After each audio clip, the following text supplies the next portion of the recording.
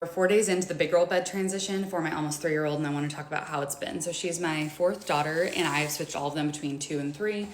And we got her the same bed frame that all my girls have. It's the IKEA Minin. It's like a pretty low metal bed frame, regular mattress. And something that I really like doing is the little like foam bumper that goes under the sheet, so they feel a little more secure and are less likely to roll off the bed.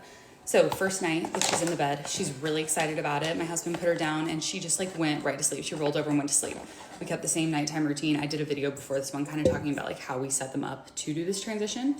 So she went right to sleep, and then she woke up, I'd say like an hour in, crying, and she cried on and off for like we'd leave and she'd start crying again for like 2 hours. And once she was crying one of the times, we let her go for like 2 minutes, and then she just went to sleep for the night.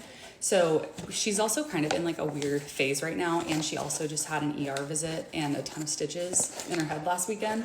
So she's just in like a teething phase and stuff. So we gave her a little Motrin, she went to sleep, it was totally fine. Come morning, she was crying a little bit early in her bed. I'd say like probably 40 minutes before their light turns green. We have the Hatch program, so at 7 it turns green, and they know like if the light is red, it's time for bed. If it's green, they can get up. I don't have a good rhyme for that portion.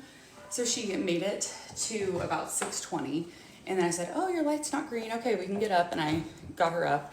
And then the next day it was a little bit better. And then today, I'd say like today was day 4, I think, she actually came out of her bed for the first time, because normally they just kind of, she would like cry or call for us, and then we would come in. I'm totally gonna mess up my muffin recipe right now.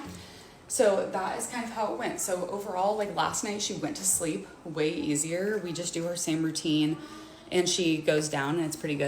So I'd say that my tips are just be really consistent. We decided not to like lay with her for an hour and switch up the routine, since those are things that we had never done before. I definitely did put too much baking soda. That's okay.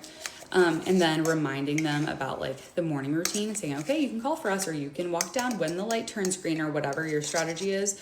But overall, it's been totally fine. And she was the transition that I was the most worried about. And I would say this is actually like the most rocky experience we've had transitioning to the big girl bed, but she hasn't gotten out of it at night or anything like that, and it's been fine.